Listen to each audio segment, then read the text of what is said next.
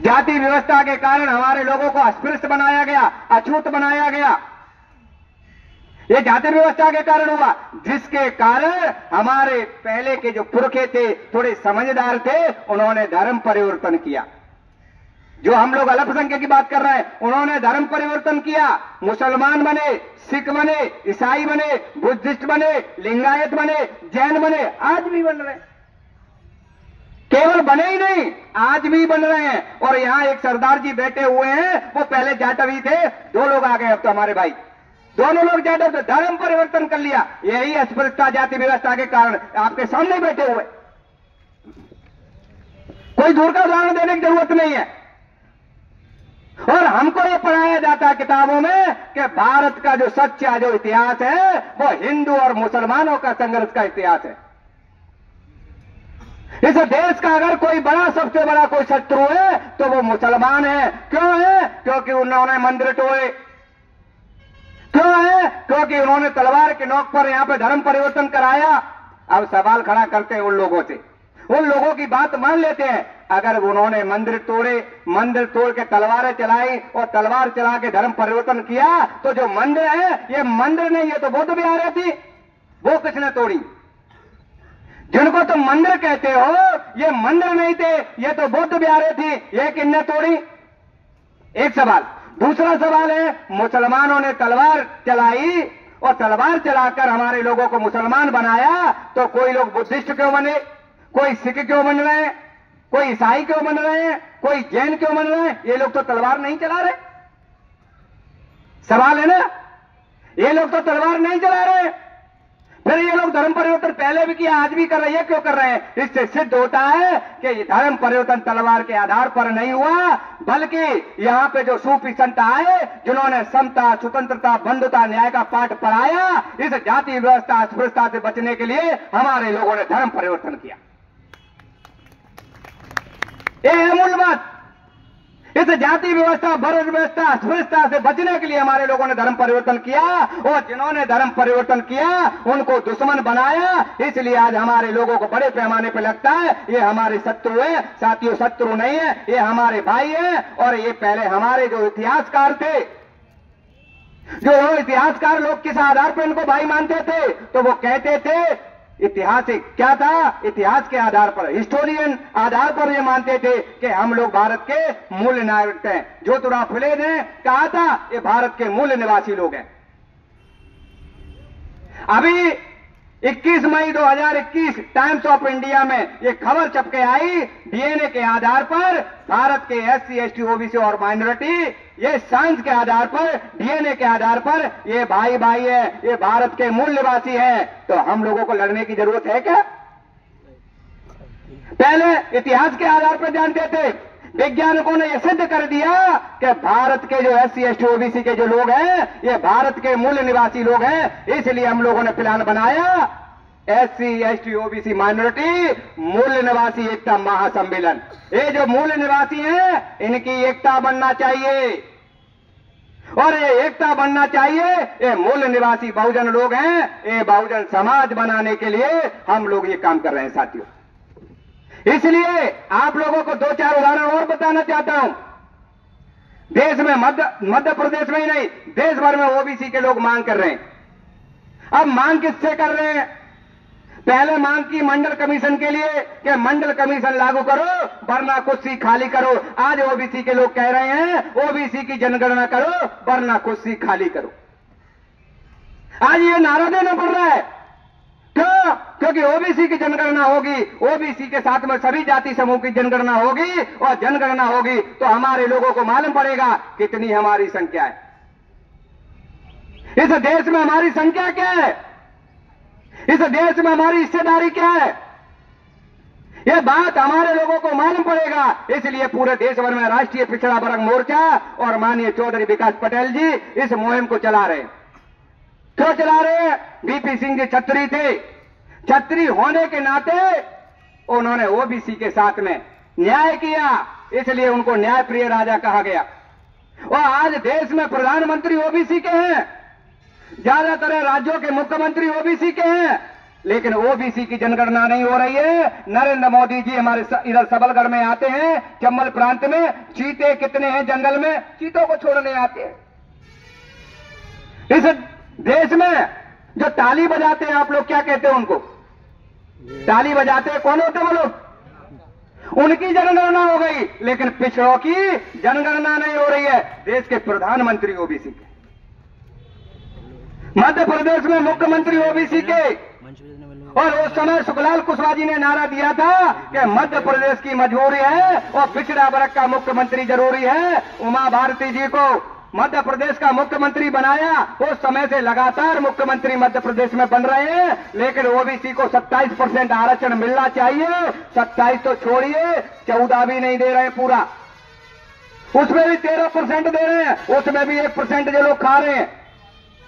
तो सवाल खड़ा होता है, जिनको हमारे देश हमारे सामने पेश किया जाता है, ये मुख्यमंत्री हमने जो पेश किया है ये आपका मुख्यमंत्री है, हमको वोट दो, तो हमारे हमको वोट लेते हैं वो लोग ओबीसी के नाम पर। तो जो ओबीसी के मुख्यमंत्री बैठे हैं, हमारी जनगणना क्यों नहीं कर रहे हैं? संख्या के अनुपात में हिस्सेदारी क्यों नहीं दे रहे हैं? इसका मतलब यही है कि जब देश का प्रधानमंत्री, ये जो भारत का जो प्रधानमंत्री है वो ओबीसी के, मुख्यमंत्री ओबीसी के, और देश की राष्ट्रपति अभी तो अनुसूचित जाति से है, और फिर भी हमारे लोगों के बीच में प्रचार किया जाता है हिंदू खतरे में है।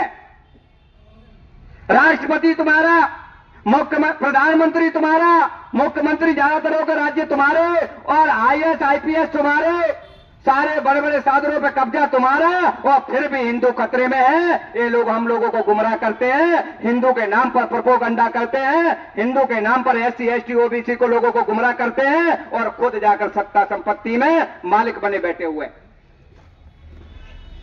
ये बदमाश लोग हैं, और इन देश में इनकी संख्या 3.5% है, और 3.5% जो यूरेशियन लोग हैं, ये लोगों ने देश पर कब्जा करके रखा है, और हम लोगों को लड़ाने में लगे हुए हैं। इसलिए साथियों, ये भाईचारा बनना चाहिए इस देश में। जब आरक्षण की बात आती है, जब प्रतिनिधित्व की बात आती है, कोई मुसलमान विरोध नहीं करता है, कोई सिख विरोध नहीं करता है, कोई ईसाई विरोध नहीं करता है। इस देश में जो हम लोगों को तालियां पीट पीट कर, पानी पी पी कर रोज मंचों से चिल्लाते हैं, गर्भ से कहो हम हिंदू है, गर्भ से कहो हम हिंदू है, वही लोग पिटीशन लगाते हैं जाकर।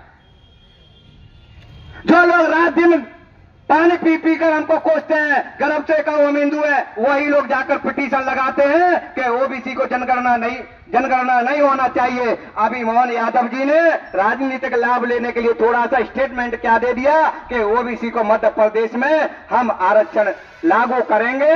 एक स्वामी आनंद स्वरूप दोए वो कहता है कि जो मोहन यादव है, ये रामद्रोही है, ये धर्मद्रोही है। मतलब बयान देने पर धर्मद्रोही हो गया। कौन था वो व्यक्ति? दुबई, जबलपुर हाई कोर्ट में ओबीसी को आरक्षण नहीं मिलना चाहिए। वहां पे एक मिश्रा जी थे, एक चौबे जी थे, वो वकील थे, इन्होंने पिटीशन लगाया कि ओबीसी को आरक्षण नहीं मिलना चाहिए। और यही हमारे पिछड़े लोग के क्या कहते हैं, पांडे जी आइए हमारे बच्चों का ब्याह लगाइए, आइए हमारे घर पे कथा करिए, आइए हमारे घर पे भागवत करिए, रामायण करिए। उनको बड़ी बड़ी थैलियां देते हैं, और वही पंडित जी आपके बच्चों के पिछवाड़े पे लात देने का काम करते हैं। ऐसे लोगों को घर पे बुलाना चाहिए क्या? बुलाना चाहिए क्या? बंदोबस्त करोगे? आप लोगों से निवेदन, बंदोबस्त करोगे इन लोगों का? कितने लोग तैयार है? ये गांठ बांध लो साथियों, क्योंकि इन लोगों ने अपने पेट भर भर के हमारे लोगों को गुमराह कर करके ये बड़े बड़े शासन सत्ता पे बैठे कब्जा करे बैठे हैं, और हमको हिंदू मुस्लिम के नाम से लड़ाते हैं। इन लोगों का हमको बंदोबस्त करना पड़ेगा, इन लोगों का हमें बंदोबस्त करना पड़ेगा। इसलिए आप लोगों से हम आपसे आशा करते हैं कि इन लोगों का तभी बंदोबस्त हो सकता है जब हम संगठित रूप से संगठित होंगे। कैसे होंगे संगठित? संगठन की जरूरत किसको है? ये हम लोग एकता के लिए सम्मेलन कर रहे हैं। बहुत सारे लोगों में अभी मैं देख रहा हूं, हम लोग फील्ड में घूम रहे हैं। कल भी एक केस में हम लोग रात में गए थे, एक केस में हम फोन आया कि आप थाने आ जाओ। हम लोग 12 बजे यहां से, मैं ग्वालियर पहुंचा रात में, वहां थाने जाना पड़ा। अब समस्या पैदा होती है, फिर आप हम लोगों को कॉल करते हो थाने आ जाओ। जब आप लोगों के बीच में जाते हैं, आपसे कहते हैं संगठन बनाओ, तो आप कहते हो बहुत सारे संगठन हैं, लेकिन बहुत सारे संगठनाएं आपके काम आने वाले नहीं हैं, क्योंकि जो संगठनाएं चलाए जा रहे हैं या तो दुश्मन के द्वारा प्रायोजित है या फिर उस लायक नहीं है कि आपकी समस्या का समाधान करते हैं। संगठन बनाना पड़ेगा, और वो संगठन कैसा होना चाहिए साथियों? सेल्फ रिस्पेक्ट मूवमेंट होना चाहिए। आपका उसमें पैसा लगा होना चाहिए, आपका उसमें बुद्धि लगा होना चाहिए, आपका उसमें हुनर लगा होना चाहिए, और आपका श्रम लगा होना चाहिए। अगर वो संगठन निर्माण करोगे तो आपको दर्द होगा, आपको पहचान होगी कि यही एक संगठन है जो हमको बचाने का काम कर सकता है। अभी अभी बताया मेहताब दादा ने, क्या बताया? ये भिंड जिले में 56% ओबीसी है, जिसमें 3 एंटीना वाले हैं, एक क्षत्रिय है, और ये रिजर्व है। यहां आप बैठे हो और ये भी किसी काम के नहीं है, क्योंकि कांग्रेस के पल्ले के ये व्यक्ति है, और कांग्रेस ने सबसे ज्यादा सत्यानाश हमारा किया है। कांग्रेस का हो या बीजेपी का हो, सबसे ज्यादा सत्यानाश करेंगे। कितनी हैरान करने वाली बात है, जो लोग कांग्रेस बीजेपी आरएसएस में दरी बिछाने का काम करते हैं, भिंड जिले में एक भी उनका विधायक नहीं है। इतनी बड़ी पंचायत है, विधानसभा में कानून बनते हैं, और जहां आपके विरोध में कानून बनते हैं वहां बोलने वाला आदमी नहीं है। आपके भिंड जिले में इस पंचायत का एक वहां व्यक्ति नहीं है, और लोकसभा की जो सीट है वो भी रिजर्व है, वो बीजेपी के पास है, वो बोलती नहीं है। तो सवाल खड़ा होता है कि जिन लोगों के हम यहां दाढ़ी बिछाने का काम कर रहे हैं, हमको अपना सेल्फ रिस्पेक्ट मूवमेंट खड़ा करना पड़ेगा। बड़ी हैरान करने वाली बात है साथियों, इस देश में पिछड़ा वर्ग की संख्या 65% है, लेकिन राष्ट्रीय लेवल का कोई संगठन नहीं है। पिछड़े वर्ग की संख्या 65% है, लेकिन राष्ट्रीय लेवल की एक भी पार्टी नहीं है। यहां इतने लोग बैठे हुए हैं, मुझे एक व्यक्ति बता दे कि राष्ट्रीय लेवल की पिछड़े वर्ग की ये पार्टी है कोई? है कोई पिछड़े वर्ग की कोई पार्टी? तो सवाल खड़ा होता है, हम इस देश में 100 करोड़ लोगों में 63 करोड़ लोग हम ओबीसी के हैं, और हमारा कुछ भी इस देश में नहीं है, जिनकी संख्या 3.5% है। सारी पार्टियों पर कब्जा उनका है। बीजेपी उन्हीं की पार्टी है, कांग्रेस उन्हीं की पार्टी है, जितने सारी पार्टियां हैं उन्हीं लोगों की है। आज वो निर्णय ले रहे हैं और हमारे विरोध में काम कर रहे हैं, इसलिए इनका बंदोबस्त करना पड़ेगा। लास्ट में एक बात कह के खत्म करूंगा अपनी बात।